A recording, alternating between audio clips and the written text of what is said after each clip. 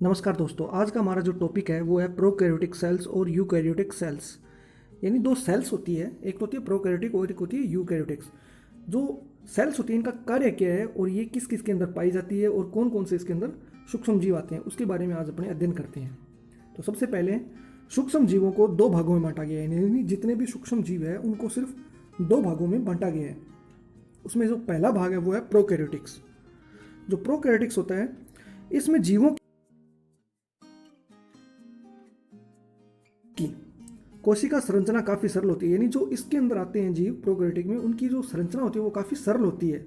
और तथा इसमें केंद्रक की संरचना वाले तथा इस वर्ग में सूक्ष्म जीवों को तीन समूह में बांटा गया है। यानी इसमें जो केंद्रक होता है वो प्राइमेटिव संरचना वाला होता है और इसको जो सूक्ष्म जीव होते हैं उनको तीन भागों में बांटा गया है, यानी तीन समूहों में रखा गया है। एक तो है जीवाणु, विषाणु और साइनोबैक्टीरिया और नीलहरित शैवाल। जीवाणु, विषाणु, साइनोबैक्टीरिया और नीलहरित शैवाल ये प्रोकैरियोटिक्स वर्ग में रखे गए हैं। दूसरा वर्ग आता है वो आता है यूकैरियोटिक्स वर्ग।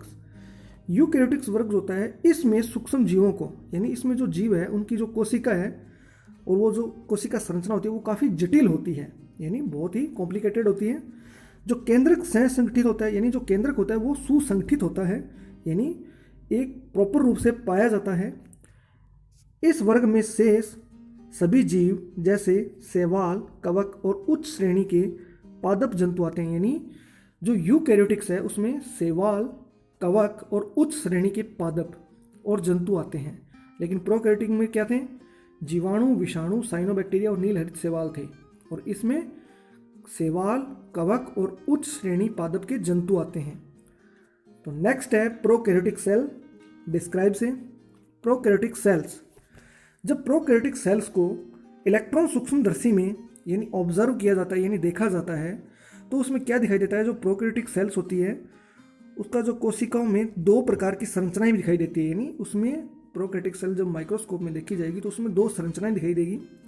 एक तो होगा केंद्रक कोशिका द्रव्य उसमें पाया जाता है, और एक होता है कोशिका द्रव्य पाया जाता है, कोशिका द्रव्य या क्रोमोप्लाज्म। दूसरा होता है केंद्रक द्रव्य, न्यूक्लिज्म या सेंट्रोलिज्म। यानी दो संरचनाएं पाई जाती है, एक तो होती है कोशिका द्रव्य और दूसरी होती है केंद्रक द्रव्य।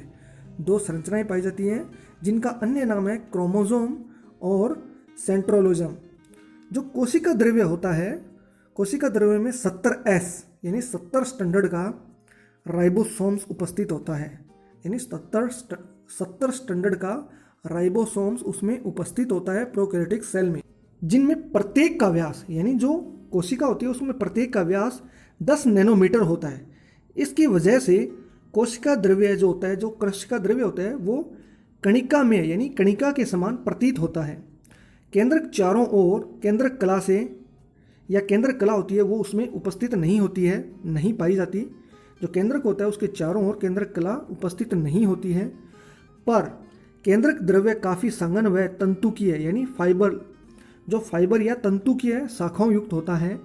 इसमें द्विरज्जुकी यानी डबल स्टैंडर्ड डीएनए बिना प्रोटीन व हिस्टोन के पाया जाता है। यानी जो डबल स्टैंडर्ड का डीएनए पाया जाता है उसमें प्रोटीन और हिस्टोन उपस्थित नहीं होता है, जिसे न्यूक्लियोइड्स कहा जाता है। यानी जब प्रोटीन और हिस्टोन उपस्थित नहीं होगा तो उसे न्यूक्लियोइड्स कहा जाता है, तो वो पाया जाता है इसमें।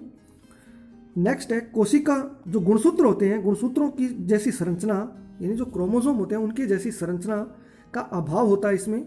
और यूकैरियोटिक कोशिकाओं के विपरीत इनमें आंतरिक कला तंत्र यानी इंटरनली मेम्ब्रेन सिस्टम्स अनुपस्थित होता है।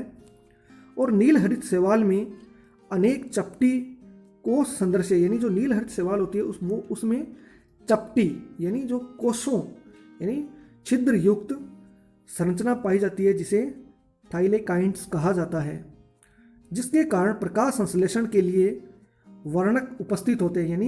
यानी सूक्ष्म छिद्र होंगे जिन्हें थाइलेकाइंड्स कहा जाता है, जिसके कारण प्रकाश संश्लेषण की क्रिया पूर्ण होती है और प्रकाश संश्लेषण के लिए वर्णक भी उपस्थित रहते हैं। परंतु यूकैरियोटिक्स कोशिका की भांति ये थाइलेकाइंड्स विशेष कोशिकांग क्लोरोप्लास्ट में निहित न होकर कोशिका द्रव्य में बिखरे रहते हैं। यानी जो यह मटेरियल होता है वो कोशिकांग क्लोरोप्लास्ट में निहित न होकर यानी उसमें उपस्थित न होकर बिखरे हुए रूप में पाया जाता है। जो प्रोकैरियोटिक सेल होती है उसकी जो शारीरिक क्रिया होती है वो कोशिकांग द्वारा संपन्न न होकर कोशिका कला व उनके अंतर्वलयन द्वारा निहित होती है। यानी जो प्रोकैरियोटिक सेल्स होती है उसकी जो क्रियाएं होती है वो कोशिका अंगों द्वारा संपन्न नहीं होती, बल्कि कोशिका कला द्वारा ही संपन्न हो पाती है। यानी उसके द्वारा मिलन से ही यह क्रिया संपन्न हो पाती है।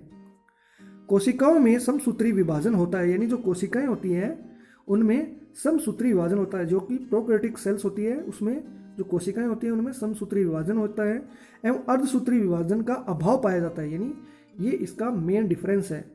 यानी समसूत्री विभाजन तो पाया जाएगा प्रोकैरियोटिक सेल्स में, लेकिन अर्धसूत्री विभाजन का अभाव होता है।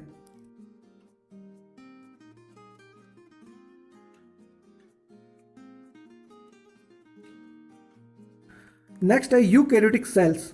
जो यूकैरियोटिक सेल्स होती है उसमें यूकैरियोटिक कोशिका कला यानी सेल मेम्ब्रेन से घिरी होती है, जिसकी संरचना एकल यानी एक झिल्ली युक्त होती है। इसमें दोनों बाहरी प्रोटीन्स परत होती है, यानी इसके दोनों ओर बाहरी ओर प्रोटीन्स की परत होती है। उसमें प्रोटीन्स की और हिस्टोन की परत नहीं थी, लेकिन इसमें प्रोटीन की परत पाई जाती है। इनके बीच में फास्फोलिपिड्स व एक परत पाई जाती है, यानी इसके बीच में ना फास्फोलिपिड्स पाया जाता है और उसकी एक परत पाई जाती है और उसकी मोटाई 8 μm तक होती है।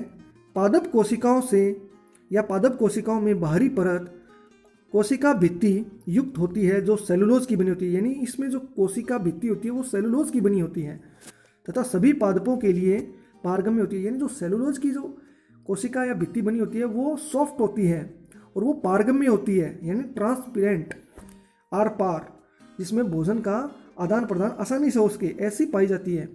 कोशिकाओं में अनेक कला तंत्र यानी मेम्ब्रेन सिस्टम्स होते हैं, जिनमें मुख्य अंतःद्रव्य यानी अंतःपर्दव्य जालिका पाई जाती है जो बाहरी ओर कोशिका झिल्ली व आंतरिक या भीतर की ओर केंद्रक कला से जुड़ी होती है। यानी कि जो आंतरिक पर्दव्य जालिका होती है यूकैरियोटिक सेल्स में वो उपस्थित होती है और कोशिका झिल्ली भीतर की ओर होती है और केंद्रक कला से जुड़ी रहती है। एक क्वेश्चन आता है प्रोकैरियोटिक सेल्स और यूकैरियोटिक सेल्स में अंतर क्या है, difference between prokaryotics and eukaryotic cells में। तो डिफरेंस में इनमें अंतर लिखना होता है, एक साइड प्रोकैरियोटिक्स और एक साइड यूकैरियोटिक्स। जो प्रोकैरियोटिक सेल्स होती है इसका जो आकार होता है वो 0.1 से 5.0 μm तक होता है, लेकिन यूकैरियोटिक्स जो सेल होती है उसका आकार 5 से 100 μm तक होता है। नेक्स्ट है जो प्रोकैरियोटिक सेल होती है उसकी जो कोशिका भित्ति होती है वो उपस्थित होती है तथा म्यूकोपेप्टाइड्स या पेप्टिडोग्लाइकॉन्स की बनी होती है, लेकिन यूकैरियोटिक्स जो सेल होती है उसमें कोशिका भित्ति उपस्थित तो होती है लेकिन वो सेलुलोज की बनी होती है और पेप्टिडोग्लाइकॉन अनुपस्थित होता है, यानी इसमें प्रेजेंट नहीं होता, एब्सेंट होता है। नेक्स्ट है प्रोकैरियोटिक सेल्स में वो है एक विशिष्ट केंद्रक का अभाव पाया जाता है, यानी एक विशिष्ट केंद्रक होता है उसका अभाव पाया जाता है। इसके स्थान पर न्यूक्लियोइड्स या जीनोफोर उपस्थित होते हैं, लेकिन यूकैरियोटिक सेल्स में केंद्रक कला यानी सेल मेम्ब्रेन, क्रोमेटिन, केंद्रक द्रव्य और केंद्रक मैट्रिक्स और केंद्रक ये विशिष्ट रूप से उपस्थित होते हैं। कोशिका और यूकैरियोटिक कोशिका है उसके जो कोशिका भित्ति होती है यानी कोशिकांग की वो क्या होती है, प्रोकैरियोटिक्स में अमीनो अम्ल की बनी होती है, लेकिन यूकैरियोटिक्स में किसकी होती है, सेलुलोज की बनी होती है। लेकिन जंतु जो कोशिका होती है उसमें यह अनुपस्थित रहती है। ये ध्यान रखना, जंतु कोशिका में अनुपस्थित होती है लेकिन पादप कोशिका में सेलुलोज की बनी होती है, लेकिन प्रोकैरियोटिक में अमीनो अम्ल की बनी होती है। नंबर 2 प्लाज्मा कला। प्लाज्मा कला होती है वो प्रोकैरियोटिक्स में उपस्थित होती है और सरल होती है, यानी बिल्कुल सिंपल होती है और उपस्थित होती है, लेकिन यूकैरियोटिक्स में उपस्थित होती है लेकिन जटिल प्रकृति की होती है। नंबर 3 जो अंतःपर्दव्य जालिका होती है वो प्रोकैरियोटिक सेल्स में अनुपस्थित होती है, यानी वो एब्सेंट्स होती है, लेकिन यूकैरियोटिक्स में प्रेजेंट होती है। जो गोल्जिकाए है 4 नंबर, वो प्रोकैरियोटिक सेल्स में एब्सेंट्स होता है यानी अनुपस्थित होता है, लेकिन यूकैरियोटिक्स में उपस्थित होता है। नंबर 5 जो राइबोसोम्स होता है वो प्रोकैरियोटिक सेल में 70S यानी 70 स्टैंडर्ड प्रकृति का होता है, लेकिन यूकैरियोटिक्स में 80s स्टैंडर्ड प्रकृति का होता है। नंबर 6, माइटोकॉन्ड्रिया होता है ना, वो प्रोकैरियोटिक सेल्स में अनुपस्थित होता है लेकिन यूकैरियोटिक्स में उपस्थित होता है। Number 7, lysosome. जो लाइसोसोम होता है वो प्रोकैरियोटिक जो सेल होती है उसमें अनुपस्थित होता है लेकिन यूकैरियोटिक्स में उपस्थित होता है। नंबर 8, रिक्तिकाएं। रिक्तिकाएं में जो प्रोकैरियोटिक सेल्स होती है उसमें अनुपस्थित होता है, लेकिन यूकैरियोटिक्स में केवल जो पादप कोशिकाएं होती है उनमें ही उपस्थित होता है, अन्य में अनुपस्थित ही पाया जाता है। बाकी में अनुपस्थित होगा लेकिन पादप कोशिका में उपस्थित होगा, रिक्तिका। नंबर 9, केंद्रक कला। केंद्रक जो कला है वो प्रोकैरियोटिक जो सेल है उसमें अनुपस्थित प्रकृति की होती है, लेकिन यूकैरियोटिक्स में उपस्थित प्रकृति की होती है। एक होता है केंद्रक रस, 10 नंबर। जो केंद्रक रस होता है वो प्रोकैरियोटिक सेल में कोशिका द्रव्य से भिन्न नहीं होता, यानी वो उसके साथ ही मिला रहता है, लेकिन यूकैरियोटिक्स में कोशिका द्रव्य से केंद्रक कला द्वारा भिन्नता रखता है। नंबर 11, आनुवांशिक पदार्थ। जो आनुवांशिक पदार्थ होता है प्रोकैरियोटिक्स कोशिका का, उसमें डीएनए या आरएनए उपस्थित रहता है, लेकिन यूकैरियोटिक्स में डीएनए ही उपस्थित रहता है। नंबर 12, गुणसूत्र, क्रोमोसोम। क्रोमोसोम क्या होते हैं? जो प्रोकैरियोटिक सेल्स होती हैं उसमें एक संरचना यानी एकल संरचना वाले होते हैं, उसमें से या तो डीएनए होगा या आरएनए होगा, दोनों में से कोई भी एक हो सकता है। लेकिन यूकैरियोटिक्स में एक से अधिक होते हैं जो डीएनए प्रोटीन्स के बने होते हैं। इसमें ध्यान रखना, यूकैरियोटिक्स में सिर्फ डीएनए के होंगे जो प्रोटीन्स के बने होते हैं। जो केंद्रक होता है 13 नंबर, वो प्रोकैरियोटिक सेल्स में अनुपस्थित होता है लेकिन यूकैरियोटिक्स में उपस्थित होता है। Number 14, centriole. जो सेंट्रिओल है वो प्रोकैरियोटिक सेल में अनुपस्थित और यूकैरियोटिक सेल्स में उपस्थित होता है। यह जो क्वेश्चन आज आपको करवाया गया लेक्चर, ये कम से कम 15 नंबर में हर बार पूछा जाता है, तो प्लीज़ आप इसको ध्यान से पढ़ें। Thank you.